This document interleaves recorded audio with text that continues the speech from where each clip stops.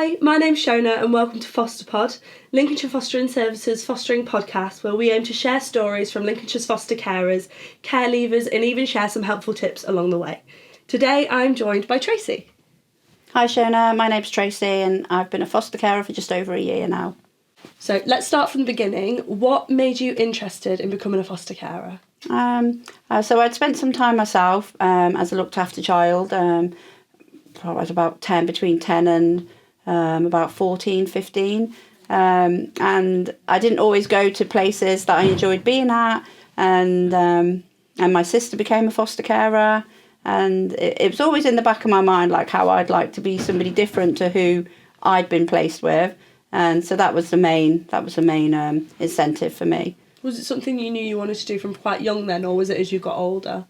To be honest, I never believed that I'd be good enough to do it. And, I had my own children and, I feel like I've done a good job with them. But to be given the responsibility of someone else's child, that was like a completely different thing for me. So it's always in the back of my mind. But it was really my sister and brother-in-law that gave me the bit of the push. So did you talk to your sister about that then when she became a foster carer? Did you talk about the possibility? Well, she's been fostering for 10 years, so a lot longer than me.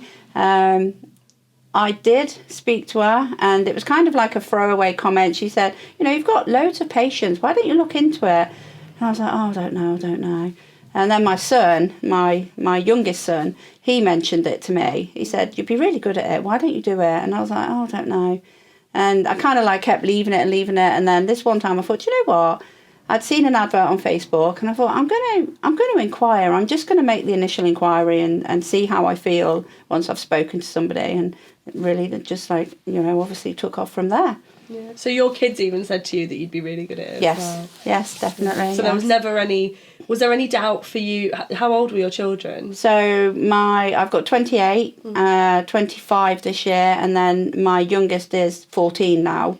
Wow. So was there any worry about, especially the younger 14-year-old? Did you have any conversations with them? Were you concerned? I did. So we spoke about placements and who we'd be looking to help, and he didn't want anyone necessarily older than himself. He's a young male, so he wasn't overly keen if it was a female the same age as him. I think he would have felt a bit intimidated by that. So we did speak about, and we were quite strict with what age brackets we could accommodate. So he's always been included in everything to do with the fostering, because obviously he's a big part of everything that goes on in the household. Absolutely. So he's included every time. I'll speak to him about every decision. Obviously not confidential matters, but if a child is coming to stay with us, I'll always check with him that he's happy as well. And it's worked really well so far. So what was the application process like, and can you talk us through it a little bit, your experience of that, sort of making that inquiry and asking, and then all the way through to... Yes. So I found it quite intrusive in parts. It was totally what I expected. I didn't expect it to be any different, but they have to go back to your early childhood as much as you can remember. And, it brought up a lot of memories for me as well. But I think it was good for me as well to talk about them and see how I'd feel about that if a child was placed with me and they were, similar situations to what I'd been in. And I think that was maybe a massive help for me as well. So I think my process took about 9 months, but I did have to I'd been abroad for a period of time, so there was some checks that had to be done there as well. But yeah, about 9 months, I think. And my SSW at the time was really supportive, and she was really helpful and would always tell me if she thought, I think you need to, because there was a lot of work to be written down as well, questions they'd ask you, and then almost like an essay, I suppose, like a story. And it kind of my life story, I guess, for them to look at and then decide whether or not I'd be suitable, if there'd be anything holding me back. And yeah, I find it was really good. It was good for me. And obviously, as part of the application process, you end up, the sort of, feels like a long process towards it, but you end up going to panel. Yes. What was before going to panel, what was your expectation of that? I kept calling it an interview, and it wasn't an interview at all. It was really informal. It was done over Teams, so it was a virtual, which was, I think, I don't know. I think maybe I would have preferred it face to face, just so I could see everybody rather than them all being in small boxes on a screen. But everyone introduced themselves. I was really, I say I was really nervous, but I think my social worker was more nervous, and she kept saying, "You'll be okay, you'll be okay." And the more she said it, the more I thought, do I need to be worried? Will I be okay? But it went really well. There was only a few questions they asked me, and it was predominantly around my son that lived at home with me, how we react to these things. And I think we'd covered, my social worker did, good for a job of the Form F, which was part of the process, and I think we'd covered a lot. So there wasn't much that they asked me, which was quite nice. And and I've had my yearly review now as well, which was also at panel, and that was really positive as well. I actually got approval, an extra approval to have a baby now as well. So following being approved as a foster carer, how did you prepare for your first placement? I was absolutely terrified. Yeah. I was so nervous. I spoke to my sister and brother-in-law loads, saying, is there anything else I need to do? I'd say what I'd got in the bedroom. And I obviously spoke to my social worker a lot and said, she was honest with me. She said initially the room looked a bit bare, but I tried to keep it really neutral. So I put some pictures up on the walls, just some, I think they were animal pictures. So I was so nervous. I was excited, but it was the feeling in my stomach as well, not knowing who's coming through the door, not knowing if they're going to like me. It was a lot of nerves until they actually arrived, and then you could kind of like take a big breath and think, yeah, it's okay, I've got this, I'm okay. I think there's always going to be that nerves as well, isn't there? Definitely. Even now, if a new child came to stay with me, I still think I'd feel that until they'd come in and, I'd introduce myself, and I still think there's that element of not knowing, what's going to be and what's happening. And how did your first placement go? So my first placement was an older male teenager, and he was it was just an emergency placement, so he only came to me for the one night. Went really well. He was a bit older than the preferred age that we said, but I spoke to his previous carer, and they'd given me a rundown on, and I thought, this will fit in with my family, and I think this was good, and it was really good. It was really good. He fit in really well. It was very nice young man. Yeah, and since then you've had another placement, haven't you? I have. So a few weeks after that, well, a couple of weeks, I had a phone call if I'd like to go and meet two boys. That's a sibling, two boys. And I was happy to do that. I took my son with me, and they were adorable. They were, and they're still with me now. So a year on, I still have the same two boys. Yeah. And what have been some of the challenges that have come with them? So I think everyone talks about the honeymoon period. We definitely experienced the honeymoon period.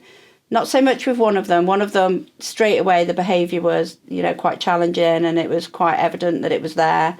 But with the older boy, it wasn't, it was totally angelic. It was lovely. It was really nice. But it's taken a long time. It's taken probably 8 months, I'd say. But I think we're seeing now, because he's more comfortable and because he's more relaxed and he feels safer, I think I'm seeing now the true behaviour.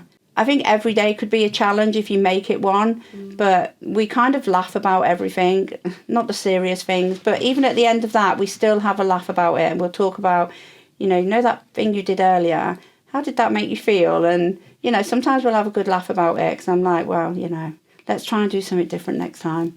I try and do everything therapeutically, so I try and think like how I'd feel, and, they've been through a lot, and they're so young, it's a lot for them to deal with. So I always go in with a completely open mind, and I think, okay, this behaviour is warranted, this has happened, this is why they're acting this way. And I always say at the end of the day, if it's been a bad day, I'll say, well, do you know what? Tomorrow's a new day. Let's put that day behind us. Let's start tomorrow. Tomorrow's a fresh start. And we do that every day. It can be quite daunting for new carers to even consider children who might have some behaviours, if we know about them, that are considered challenging. Did you receive any support when those behaviours started coming to light? I did. So my social worker at the time was really good, and she was really helpful. The health visitors got involved, and obviously school were involved with. We try and do things the same way, so it's not two different things, like how we deal with how the behaviour is. I think you've just got to remember, you've got to ask for the help. You can't just sit back and think, oh, they'll know I'm struggling, because they don't know unless you ask. So the help is there if you ask for it. And my new SSW now, she's just as supportive, and she's always, if I text her or email, and she'll always get back to me and say, this is what we can do. And there's a lot of outside agencies involved now. It's just time scales, everything's on time scale. So, but the help is there. You just need to ask for it. And you've been meeting with a placement support worker as well, haven't you? Yes. Yeah, so how have they been supporting? Really good. So we initially started the work with the younger boy. We felt at the time that his needs were greater. Now it's done like a role reversal. So we've done the programme with him. It's a Theraplay. And now we've moved on to the older boy. And then the plan is to bring them both together it's about attachment, working on the attachment within the foster home, and just with the attachment with each other, to try and improve their quality of daily living, really. And it's working really well. It's a long process, but we are seeing definite changes in how they act. And is this how you envisioned fostering to be? Is this what you thought it was going to be? So I've obviously got my sister, and then there's a couple of people that I've met through fostering, and sometimes you can look at the children that they look after, and you can think, oh, they're really well behaved, and mine aren't always that way. But nobody's ever well behaved every day. I don't see it as a bad behaviour. It's just a reaction to something. So it's not. And I'll say that to the older boy, and he's, I'm sorry for being naughty. I was like, you're not naughty. You've just reacted to something that's happened that has made you sad. So I don't think anything's bad behaviour. It's a reaction. It's a reaction to something that's upset them, and they're not adults. We don't always know how to, show how we're feeling, and that can come out in ways that are like not always positive. So we can't expect a young child to be like always on the ball and dealing with their emotions. So yeah, I think it's I'm kind of glad that the first longer placement I had has been a bit more challenging, because I think if I'd have always had these children that came in and there was no additional problems, then when I did get one, it might have been a bit of a shock to the system. So I'm quite glad that, it's come and we're dealing with it. And like I said, it's a year in, so I think we're dealing with it well. Yeah. And how is it going in terms of you're getting all of this support and everything, and they're on a task-centred basis? So do you feel that it's going to continue to go well? I hope so. Yeah. I really hope so. I think everything's in place for the placement to continue. I can't guarantee, because I don't know what people in the background are planning on doing, but I'm happy with the boys being with me. I think they fit in really well with my family unit. They've met like all of my extended family. Sometimes people just blend in, don't they? And I'm hoping we can work through any issues and we can, continue the placement. Yeah. Have you spoken and met any other foster carers in the local area yes. at all? Yeah. So the boys go and stay regularly with another carer that lives really close to me, which is nice. I'm on the WhatsApp group, so, people ask for advice on there. And sometimes, I know you have your social worker and, obviously the children have theirs, but sometimes it's another foster carer that you can reach out to, because they might be dealing with a similar situation. So I'll ask on there first, and then if nobody can help, then I'll always go to my social worker and say, oh, any chance you can help me with this? And then there's obviously all the training that you can do, which I'll pick up as much training as I can.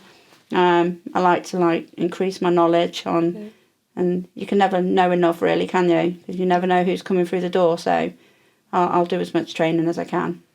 Yeah, and it's amazing that you've got someone close by as well, because Lincolnshire's massive, isn't it? It is. It's a big area. So, yeah, it's great that you've got someone close by, that you've built that relationship that you can go to, and also obviously the children know as well. Exactly. I think it's really handy, rather than, because you're offered short breaks where you know, you can't always take the children everywhere with you, not even your own children, which is perfect because I only use this carer now. So it's somebody that the boys are familiar with. So it's kind of like a little mini holiday for them. And I say, oh, we're going to stay with carers for a weekend. They've missed seeing you, which is true. And, you know, it's nice for them as well. It's a break. It's a break for them. So it's another connection as well, isn't it? Exactly. It's a connection that they have in their own lives. Yeah. Like we always say, and you can't express it enough. It's like that auntie or uncle figure or nana and granddad. And children have those connections, and the more connections we enable these children to have, the better it'll be for them. And what has been your highlight? Because it's been a year that you've been fostering. What has been the highlight? What if there's not one? There is one. There's one. Sorry, I was quick there. Having a baby. Yeah. I was obviously there's been lots there's been lots of highlights with the boys, you know, just like the changes and how much I feel they've improved with how they deal with things. So that's brilliant, you know. I'm so proud of them both, and they're both amazing boys, even with the challenges that are still like every day, you know, they're faced with new challenges and they deal with it. But I was approved to have a baby on Task Centre, which is short term, and I had my first baby placement just before Christmas. So that was amazing, and that just all fitted together as well. It was just like, you know, it was just meant to be. There was a baby, and the boys were brilliant. They were like really nurturing, and my son, he was great. It was amazing. So yeah, that's definitely a highlight. So yeah, we've had the baby and the boys, and yeah, it's amazing, isn't it, how versatile a family can be. I've included them in as much as I can. Like, you know, they've been to like my mum's. They've met all of my family, and you know, no member of my family sees them as anyone different to like they treat my own children. So, and that, I think that's good for the boys as well. They know that, you know, they have their family, but then they also have my family as well, and you know, we're all kind of like a big family. Yeah. They're definitely part of my family, and I think even if they moved on, they would always be part of my family. As a single carer, how do you find time for you? So the short breaks have proved like really valuable for me. So when they go and stay with the other carers, that would just be me and my son, and because I think he sometimes needs a bit of downtime as well. It's very much a full-time job. So that's when we'll normally plan to do something. So we do things with the boys, but then on those weekends, however often, it's normally monthly, we'll just take some time for ourselves. And when the boys are in bed as well, I do I do a bit of meditation. I go on all these websites and look at like breathing, and I've actually done that with the boys as well. Bedtime routines, we started doing like a yoga channel, and we started doing a bit of yoga together, which was, you know, they found it hilarious, me trying to balance, but it was good fun. It was good fun.